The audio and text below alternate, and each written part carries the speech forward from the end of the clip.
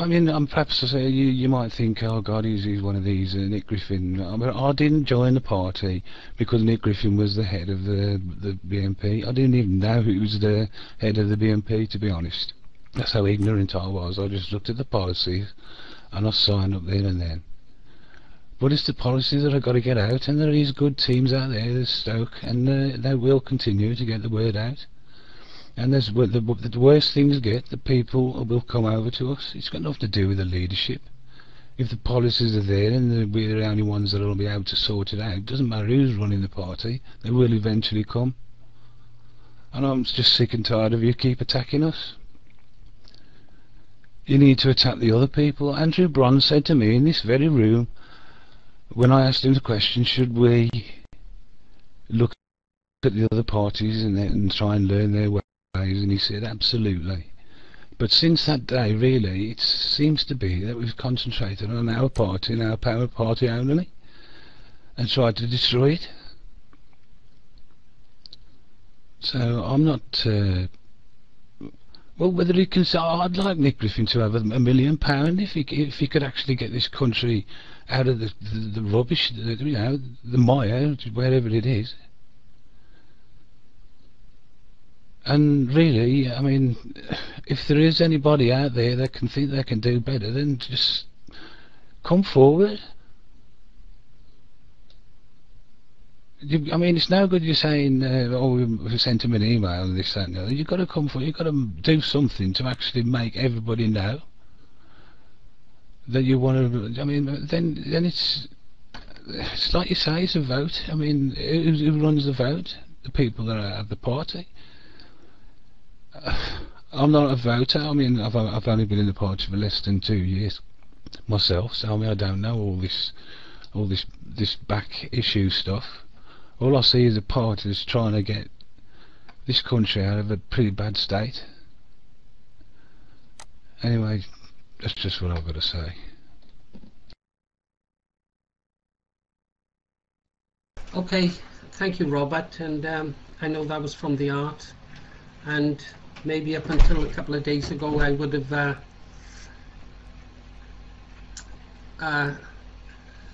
agreed with you there, but the problem is, Robert, that the people advising the chairman, if you will, I'll buy the lie and say that he's been poorly advised, but too many things have happened recently that leads me to believe that he is aware of these things. He's aware of these things.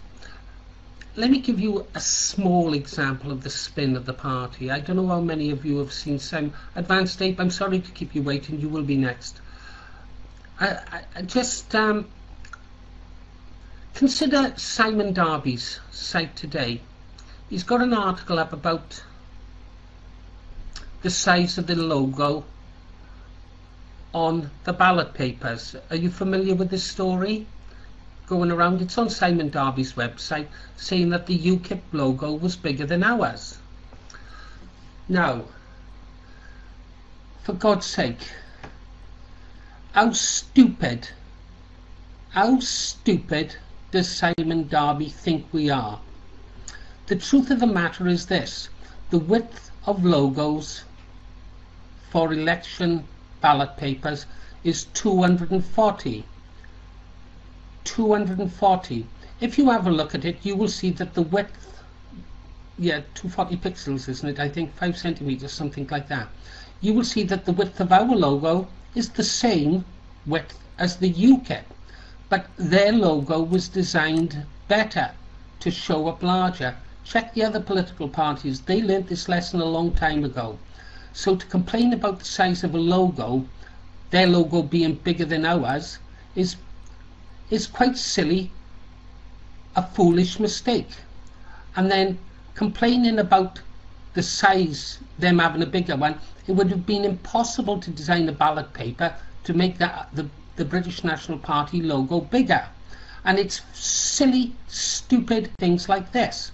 Now, Robert, I understand what you're saying, that the chairman does work incredibly hard. He's risked his life on no end of times. It's only by luck that the bloody dart didn't catch him in the eye in London and take out his other eye. You know, no one's doubting his courage for one moment. No one's doubting his courage. No one is doubting the work that he has done to advance British nationalism. But I think, sadly, the time has come for change. That's me. That's just me. That's not for me to decide. That's not for me, you know. And I'm drifting away from it. The purpose of this is unification and how to find a way forward. But there are too many things going wrong in the party with the knowledge of the chairman and the people at the top.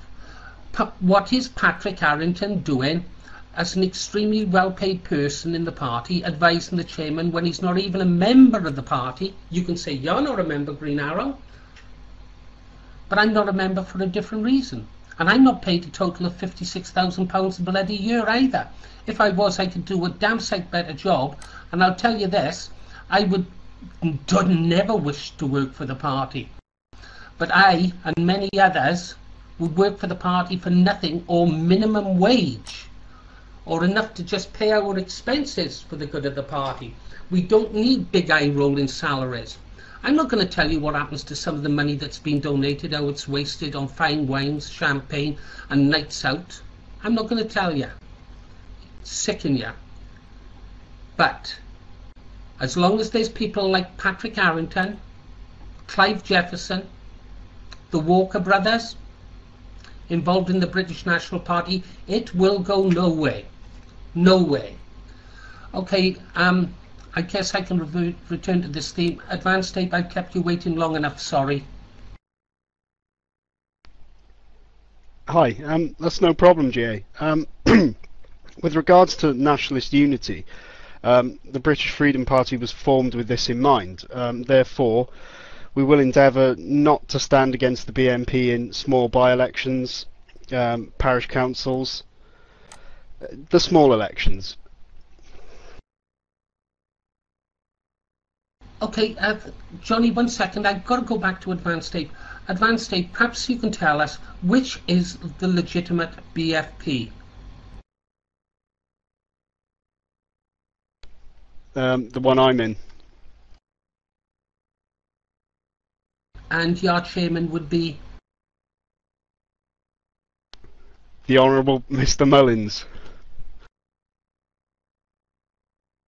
Right, understood, yeah. Now, see, they must know, obviously, Advanced Tape, my feelings towards Simon Bennett, yeah? Obviously. But I think that people like Simon Bennett and Lee Barnes, to a different degree, have done damage to the nationalist cause. But that's my opinion from my experiences with them. But when we were talking about, and Johnny, if you could let Advanced Tape come back to me on this, please. When I talk about reunification, and if you like, a committee, oh, I don't know what another word for committee, a getting together of people from all parties. I mean, is it possible that the British Freedom Party can sit down with people from the British Freedom Party, whichever one, and talk around a table? Is it possible for us to even talk around a table and resolve our differences? Depends what differences you mean.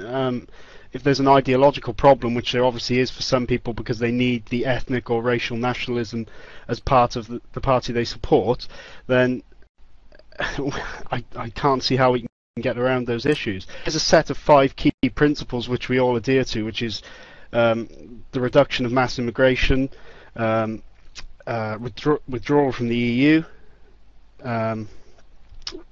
opposition to multiculturalism. Then on those issues we can all sit down and agree on. But if we can always make electoral pacts, things like that.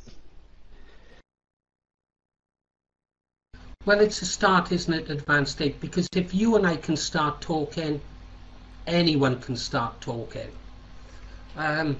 Your mic, Johnny. Hi. First and foremost, the those that split away from the BNP last year, like Mr. Bennett and Mr. Mullins, I think made a fatal mistake in leaving the party, and it proved that it wasn't going to be a success. I really believe that the only way forward is through the BNP. Our movement is the whole nationalist movement really is focused around the BNP, and realistically, an alternative there is no other, as far as I'm concerned. That's why I've remained in the BNP, even though I'm a sacked organiser.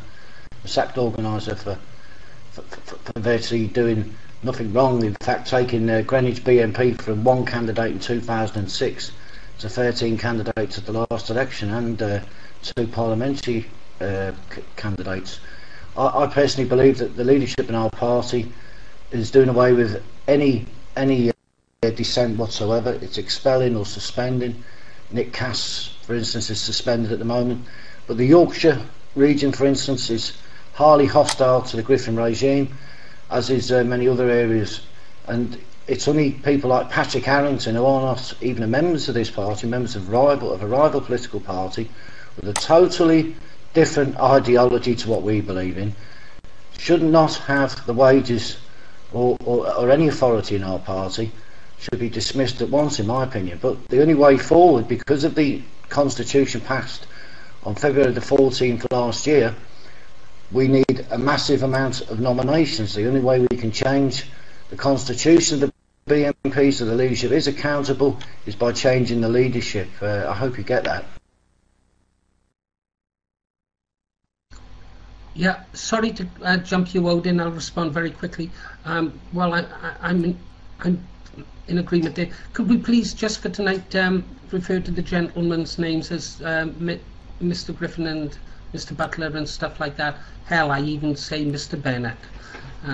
But yes, but somehow we must get key people, dynamic people, to sit around and talk and discover a way forward. Whether that way forward involves people currently within the British National Party, I don't know. I wouldn't. Would I attend the meeting? I don't know. At least we are talking. Odin, your mic. Well, I'd like, if it's possible, for England to either come to the mic or type in the answer. He keeps making statements as if he's very knowledgeable, but that's all he does. He stated, the one I bothered to, where did you answer me? I never saw it. I've been sitting reading it. Where have you answered me? How do you know it's gone from 14,000 to 15,000? How do you know that?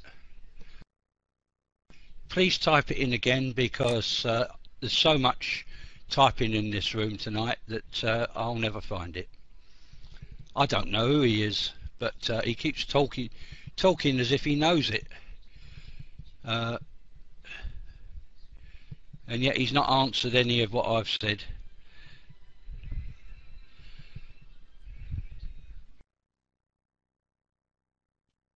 Sorry to red dot you, Odin. I'll remove it down now. You can. Okay, your point is taken. If well, listen, people don't have to listen to what he's saying. We're not worried about him being in here. I think the main thing is that the people that are speaking are the kind of people I hoped would speak, and at least they are hosting stuff, or they are seeing issues that could get in the way of us resolving this problem. Your mic, Dino.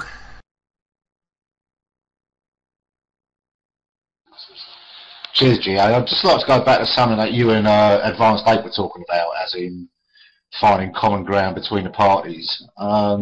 You can have everybody can agree on everything, but it still comes down to the same thing. And I know what's happening in the Freedom Party, because I'm a member of that as well. Whether I should be or not is besides the point. I'm a member of the BNP, I'm a gold member of the BNP, I'm also a member of the British Freedom Party. And both parties have exactly the same problem, egos.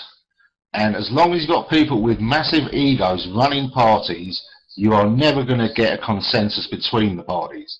They're all going to be fighting among themselves for that little bit of power. And that's the biggest problem.